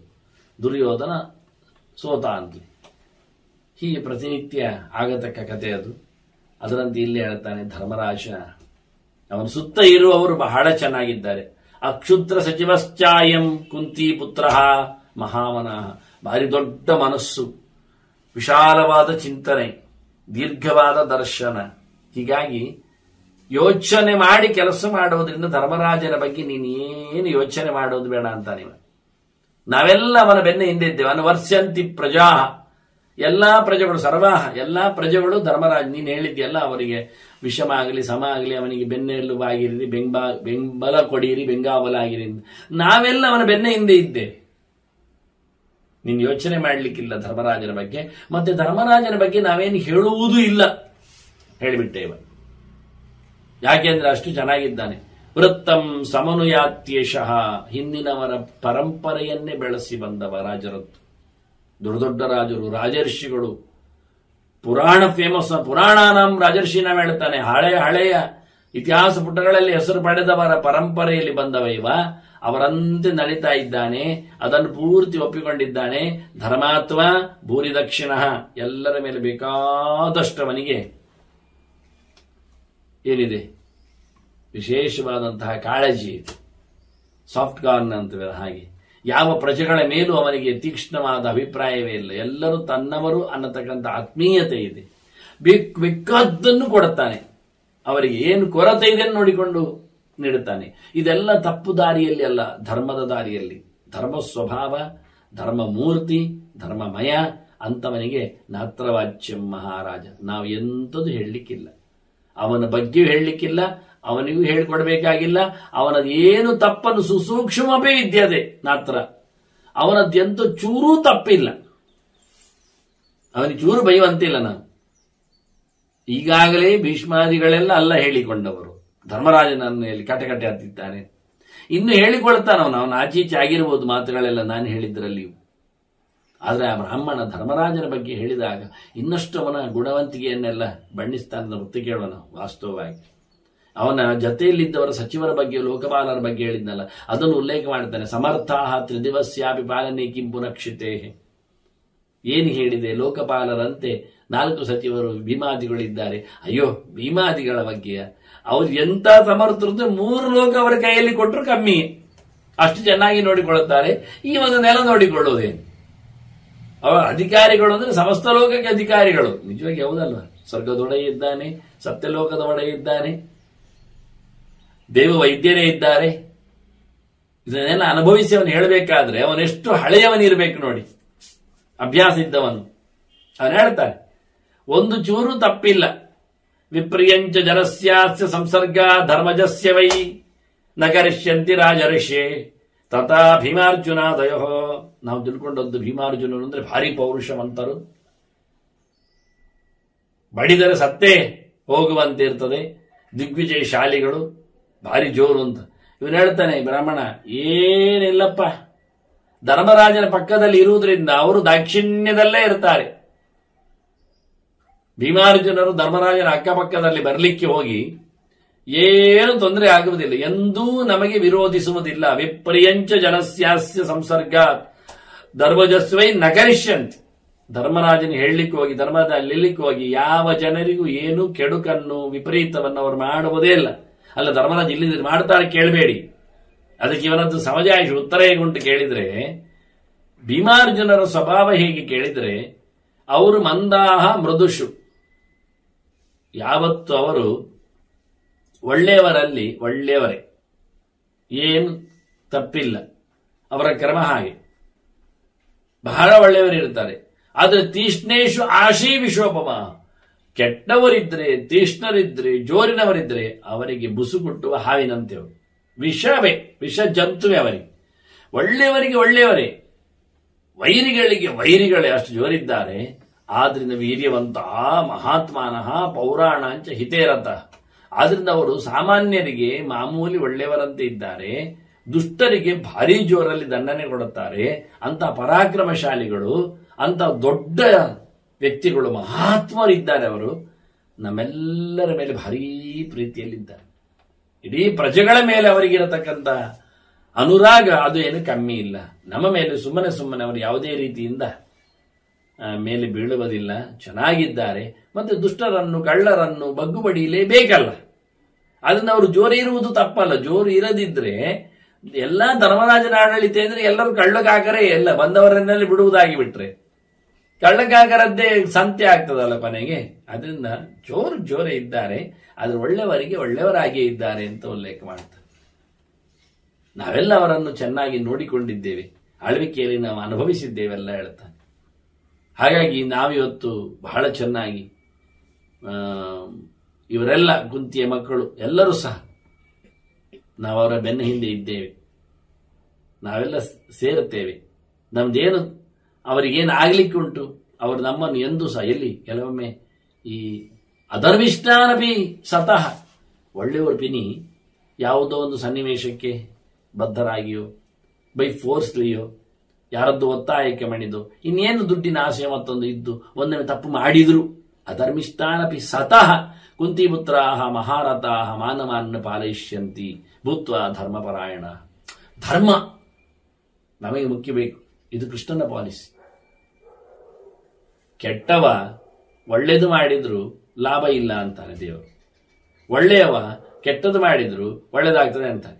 ಅಪಿಚೇ ಸುದುರಾಚಾರ ಭಜತೆ ಮಾಮನನ್ನೇ ಬಾ ಸಾಧುರೇವ ಸಮಂತವ್ಯ. ಒಬ್ಬ ಕೆಟ್ಟ ನಡತೆಯವನು ನನ್ನನ್ನು ನಿರ್ವ್ಯಾಜವಾಗಿ ಕರಿತಾನೆ, ಪ್ರೀತಿಸ್ತಾನೆ, ಪೂಜಿಸ್ತಾನೆ ಅಂದ್ರೆ ಅವನು ಖಂಡಿತವಾಗಿ ಪಾಸೆ, ಏನಿಲ್ಲ. ಅವನು ನಡತೆ ನೋಡಿ ಕೊಡುವುದಿಲ್ಲ ನಾನು ಮಾರ್ಕ ಅಂತಾನೆ ದೇವರು. ಅವನ ಸಹಜತೆ ಸ್ವಭಾವ ನೋಡುತ್ತೇನೆ ನಾನು ಹೇಗೆ ಅಂತ. ಅದೇ ಕೆಲವೊಮ್ಮೆ ಕೆಟ್ಟವ ಒಳ್ಳೆ ರೀತಿಯಿಂದ ಪೂಜೆ ಮಾಡುವುದೇನು ತೋರಿಕೆಗಾಗಿ ನಡೆಸಿಕೊಂಡು ನೋಡಿ. ದುರ್ಯೋಧನ ಪುಂಡರಿಕೆ ಯಾಗ ಮಾಡಿದ, ಅದು ವೈಷ್ಣವ ಯಾಗವೇ, ಲಾಭ ಆಯ್ತು ಅವನಿಗೆ, ಏನಾಗ್ಲಿಲ್ಲ. ಆದ್ರಿಂದ ಅಭಕ್ತನಾದವ ಭಗವಂತನ ಸೇವೆ ಮಾಡಿದ್ರೆ ಅದಕ್ಕೆ ಬೆಲೆ ಇಲ್ಲ. ಭಕ್ತನಾದವ ದೇವರನ್ನು ಮರೆತೋದ್ರು ಅವನನ್ನು ದೇವರು ಉದ್ಧಾರ ಮಾಡ್ತಾರೆ. ಅಭಕ್ತಿಯೋದಾರದನ್ನೇ ಕ್ರಮ ಆಗಿತ್ತು. ಧರ್ಮೋಭವತಿ ಅಧರ್ಮೋಪಿ, ಧರ್ಮವೂ ಅಧರ್ಮ ಆಗ್ತದೆ. ಇವ ನಭಕ್ತೈ, ನಿನ್ನ ಭಕ್ತರಲ್ಲದವರು ಮಾಡಿದಾಗ. ಅಧರ್ಮೋಪಿ ಭವೇ ಧರ್ಮ, ಅಧರ್ಮವೂ ಧರ್ಮ ಆಗುತ್ತೆ ಯಾವಾಗ ನಿನ್ನ ಭಕ್ತರು ನಡೆಸಿಕೊಟ್ಟಾಗ. ಇದು ಮುಖ್ಯ. ಇದನ್ನು ಈ ವೃದ್ಧ ಬಹಳ ಚೆನ್ನಾಗಿ ಅರಿತುಕೊಂಡು ಪಾಂಡವರ ವಿಷಯದಲ್ಲಿ ಹೇಳುತ್ತಾನೆ. ಇವರು ಒಳ್ಳೆಯವರು ಒಂದೊಮ್ಮೆ ಅಧರ್ಮದಲ್ಲಿ ನೆಲೆಗೊಂಡರೂ ಸಹ ಚೆನ್ನಾಗಿ ನೋಡಿಕೊಳ್ಳುತ್ತಾರೆ. ಯಾಕೆ? ಇವರಿಗೆ ಧರ್ಮ ಮುಖ್ಯ ಅಷ್ಟೇ. ಅವನು ಒಳ್ಳೆಯವನಿದ್ದಾನೆ, ನಾಳೆ ಒಳ್ಳೆಯದು ಮಾಡುತ್ತಾನೆ. ಈಗ ಏನೋ ಅವನಿಗೆ ದುಡ್ಡಿನ ತಾಪತ್ರಯದಿಂದಲೋ ಅಥವಾ ಪರಿಸರದ ಪ್ರಭಾವದಿಂದಲೋ ಅಥವಾ ಯಾರದ್ದೋ ಒತ್ತಾಯಕ್ಕೋ ತಪ್ಪು ಮಾಡಿರ್ಬೇಕು. ಗೊತ್ತಿದ್ದೇ ತಪ್ಪು ಮಾಡಿರ್ಲಿ, ನಾಳೆ ತಿದ್ದಿ ಕೊಡ್ತಾನೆ. ಯಾಕೆ? ಒಳ್ಳೆಯವನು. ಅದೇ ದುಷ್ಟ, ಅವನು ಬೇಕೆಂದಲೇ ಮೋಸಕ್ಕೋಸ್ಕರ ಒಳ್ಳೆಯದು ಮಾಡಿ ತೋರಿಸಿ ಜನರನ್ನು ದಾರಿ ತಪ್ಪಿಸ್ತಾನೆ, ಅಂತವರನ್ನು ಬಿಡುವುದಿಲ್ಲ. ಹೀಗೆ ಒಳ್ಳೆಯವರಿದ್ದರೆ ತಪ್ಪನ್ನು ಮನ್ನಿಸುವ ಸ್ವಭಾವ ಅವರಿಗಿದೆ, ಶಿಕ್ಷೆ ಕೊಡುವುದಲ್ಲ ಅವರಂತಾನೆ. ಈಗ ಇನ್ನೆಷ್ಟೋ ಧರ್ಮರಾಜನ ಬಗ್ಗೆ ಮಾತಾಡ್ಲಿಕ್ಕುಂಟವ. ಆದ್ರೆ ಒಂದು ಮಾತು ಅವನು ಧೃತರಾಷ್ಟ್ರನ್ ಹೇಳುತ್ತಾನೆ, ನೀನು ಸಹ ಹೊರಟೋದವ, ಒಳ್ಳೆ ಕೆಲಸ ಮಾಡಿದವ ಸದ್ಗತೆಯನ್ನು ಪಡಿತೀಯಾ ಅಂತ. ಇದು ಪ್ರೆಡಿಕ್ಟ್. ಕೌರವಾದಿಗಳಿಗೆ ಭೀಷ್ಮಾದಿಗಳಿಗೆ ಒಳ್ಳೆದಾಯ್ತು ಅಂತ ಹೇಳಿದ ಬ್ರಾಹ್ಮಣ, ಪ್ರಾಪ್ಸ್ಯತೆ ಚ ಭವಾನ್ ಪುಣ್ಯಂ ಧರ್ಮೇ ಚ ಸತತಂ ಸ್ಥಿತಃ. ನೀನು ನಿರಂತರವಾಗಿ ಮಡದೆ ಜೊತೆಯಲ್ಲಿ ಧರ್ಮ ನಿಷ್ಠೆಯನ್ನು ನಡೆಸಿಕೊಂಡು ಬಂದದ್ರಿಂದ ನಿನಗೂ ಒಳ್ಳೆಯದಾಗ್ತದೆ, ಸದ್ಗತಿ ಆಗ್ತದೆ. ಯಾಕೆಂದ್ರೆ ನಿನಗೆ ಗೊತ್ತು, ವೇದ ಧರ್ಮಂ ಮಹಾಬಾಹೋ ಲೌಕ್ಯಂ ವೈದಿಕಮೇವ. ನೀನು ಲೌಕಿಕ ಧರ್ಮವನ್ನು ಅರಿತಿದ್ದೀಯಾ, ವೈದಿಕ ಧರ್ಮವನ್ನು ಅರಿತಿದ್ದೀಯಾ. ಅದನ್ನ ಲೋಕದಲ್ಲಿ ಹೇಗಿರಬೇಕೆನ್ನುವುದಾಗಿ ಹಾಗೆ ಇದ್ದಿ ವೇದದ ಉಕ್ತವಾದ ಧರ್ಮವನ್ನು ನಿನ್ನ ಆಂತರ ಉದ್ಧಾರಕ್ಕಾಗಿ ಏನು ಮಾಡುತ್ತಾ ಇದೆಯಾ, ಆತ್ಮೋದ್ಧಾರಕ್ಕಾಗಿ, ಅದು ಸರಿ ಇದೆ. ಆದ್ರಿಂದ ನೀನು ಸಹ ನಿಮ್ಮವರಂತೆ ಖಂಡಿತವಾಗಿ ಒಳ್ಳೆಯ ಗತಿಯನ್ನು ಪಡಿತಿ ಅಂತ ಅವನಿಗೆ ಹೋಗ್ಲಿಕ್ಕೆ ಇರತಕ್ಕ ಅನುಮತಿಯಲ್ಲಿ ಹೋದ ಬಳಿಕ ಆಗತಕ್ಕ ವಿಷಯದಲ್ಲಿ ಒಂದಂಶ ಇದನ್ನು ಸಹ ತಿಳಿಸಿಕೊಟ್ಟು ಮತ್ತೆ ಅವನಿಗೆ ಏನು ಧರ್ಮರಾಜನಿಗೆ ವಿಶೇಷವಾದಂತಹ ಏನೊಂದು ಗುಣವಂತಿಕೆ ಇದೆ ಅದನ್ನು ಮತ್ತಷ್ಟು ಮಾತುಗಳಿಂದ ಉಲ್ಲೇಖ ಮಾಡುವ ಮೂಲಕ ಅನುಮತಿಯನ್ನು ಕೊಡುತ್ತಾನೆ. ಧೃತರಾಷ್ಟ್ರ ಅಲ್ಲಿಂದ ತೆರಳಲಿದ್ದಾನೆ. ಅದನ್ನು ಮುಂದಿನ ಚಿಂತನೆಯಲ್ಲಿ ಕೇಳುವ ವಂದನೆಗಳು. ಶ್ರೀಕೃಷ್ಣಾರ್ಪಣಮಸ್ತು. ನಾರಾಯಣ ನಾರಾಯಣ ನಾರಾಯಣ.